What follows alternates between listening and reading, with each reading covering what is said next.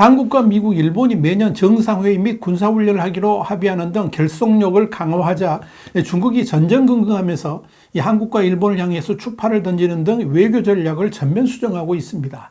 한미일 결속에 중국이 왜 이렇게 두려워하는지 Y타임스가 추적해 봤습니다. 지금 시작합니다.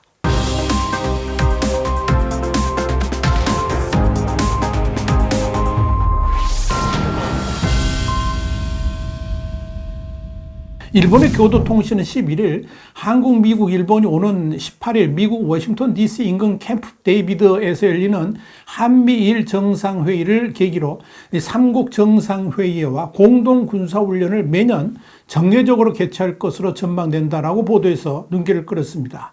한미일 삼국 정상이 이렇게 강한 결속력을 보이는 가장 큰 이유는 당연히 핵과 미사일 개발에 속도를 내는 북한을 견제하기 위한 것이지만 이면으로는 패권주의적 움직임을 보이는 중국에 대응하기 위한 것이라는 점에서 이 중국이 바짝 긴장하면서 이 한국과 일본에 대한 외교 방향을 전면적으로 수정하고 있다. 이런 분석이 나옵니다. 이와 관련해서 람 이메뉴얼 주미 일본 대사는 전날 일본 언론 취재진에 이 같은 계획을 설명하면서 삼국이 공동의 원칙으로 결속하고 관여해 가겠다는 결의를 보이게 될 것이다. 이렇게 강조를 했습니다. 이메뉴얼 대사의 설명대로 한미일은 조 바이든 미국 대통령의 초청으로 진행되는 캠프 데이비드 정상회의를 첫 정례 행사로 규정하고 앞으로 삼국 정상이 정기적으로 만나서 의사소통을 할 계획입니다. 한미일 정상회의는 1994년 11월 아시아태평양 경제협력체 그러니까 APEC 정상회의를 계기로 처음 개최됐고요. 이후에는 다자회의를 계기로 비정기적으로 열렸습니다. 이번 한미일 정상회의도 문제지만 중국 당국이 가장 민감하게 반응하는 것은 한미일 공동군사훈련 개최 계획입니다. 여기에 대해서 아사히 신문은 이번 정상회의에서는 삼국의 포괄적인 전략을 명기한 문서인 캠프 데이비드 원칙과 함께 방위협력, 공동군사훈련, 정보공유, 사이버 안보와 경제안보 협력 등의 방침을 담은 별도의 공동성명이 발표될 것이다. 이렇게 밝혔습니다. 그동안에 한미, 미일의 양국 간 군사훈련을 있었지만 한미일 3국이 공동 이름으로 대대적인 군사훈련을 해오지는 않았었습니다. 한미일은 북한의 잠수함 발사 탄도미사일 그러니까 SLBM 발사를 염두에 두고 지난해 9월과 올해 4월에 대잠수함 합동훈련을 하긴 했지만 정례적인 군사훈련을 실시하지 않아 왔습니다. 사실상 이 한미일 합동군사훈련은 전례가 없었던 일이라는 점에서 중국도 당혹스럽게 받아들이고 있는 것입니다.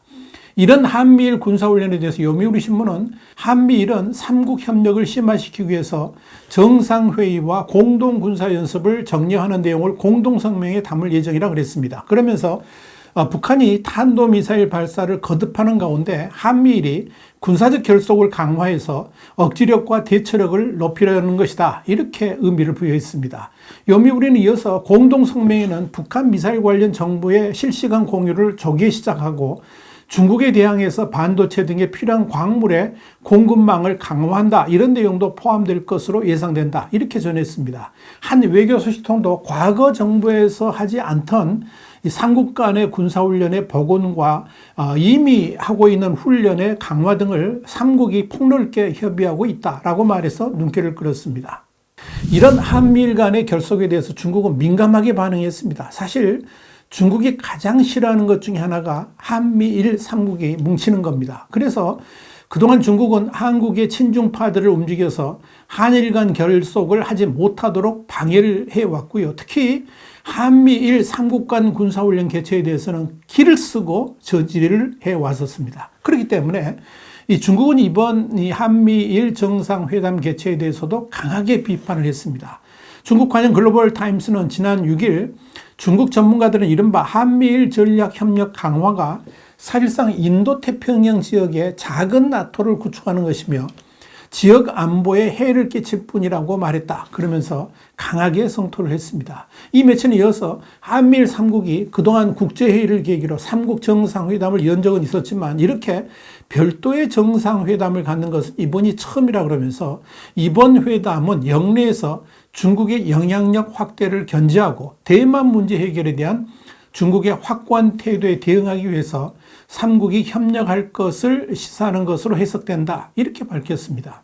이와 관련해서 랴오닝 사회과학원의 한반도 문제 전문가인 루이 차오는 미국이 아시아 태평양 지역 문제, 특히 중국을 견제하기 위해서 군사 및 안보 개입을 늘리려고 하고 있고, 이는 지역 정세가 더욱 악화되고 갈등과 마찰의 위험이 더 커지는 것을 의미한다라고 글로벌 타임스에 말을 했습니다. 루이 차오는 이어서 아시아 태평양에서 군사적 존재를 활성화하려는 미국의 지역 군사 동맹 개념에서 일본이 가장 적극적이라고 할 수 있다 그러면서, 한국의 경우에 윤석열 정부의 일방적인 대미 외교 정책으로 인해서 한국은 미국과 일본의 전철을 밟는 인질로 잡혀서 운신의 폭이 좁아지고 있다, 이렇게 덧붙였습니다. 글로벌 타임스는 그러면서 한일 관계 협의로 말미암아서 지역 평화와 안정이 붕괴됐다 그러면서, 전문가들은 미국과 일본, 한국의 일련의 움직임은 지역 블록 간의 대결 위험을 높이고 이미 취약한 모든 당사국 간의 상호 신뢰를 약화시키는 것이고, 또 다른 국가들의 전략적 안보 이익을 훼손할 뿐이라고 지적했다, 이렇게 밝혔습니다. 이렇게 한미일 결속이 현실화되니까 중국은 곧바로 한국과 일본에 대해서 유화적 조치를 취하면서 추파를 던졌습니다. 중국의 강경 조치가 한미일의 결속을 추동하고 있다는 판단 때문인 것으로 보입니다. 중국 외교부와 문화여유국은 9일 중국이 이내 한국과 일본행 단체 여행 금지 조치를 해제하겠다는 의사를 한국과 일본 측에 각각 밝혔습니다. 단체 관광 재개 시점은 11일로 알려졌습니다. 한안령 조치가 취해진 것은 이 사드 사태 직후인 2017년 3월이기 때문에 무려 6년 5개월 만에 관광 장벽이 전면 해제된 것입니다. 중국은 올해 초에 리오프닝 이후에도 2월, 3월 발표한 단체 여행 허용국 60개국 명단에서 한국을 배제했습니다. 그랬던 중국이 갑자기 태도를 바꾼 것은 이 한미일 정상회담을 통한 삼국 간 결속이 영향을 미친 것으로 보입니다. 특히 미국의 대중국 반도체 및 첨단 산업에 대한 투자 제재 조치까지 취해지는 가운데 한국과 일본마저 미국의 대중국 제재에 동참하게 된다면 중국은 그야말로 심각한 상황을 맞이할 수도 있다는 위기감 때문에 이 한국과 일본에 대해서 유화 조치를 취한 것으로 보입니다.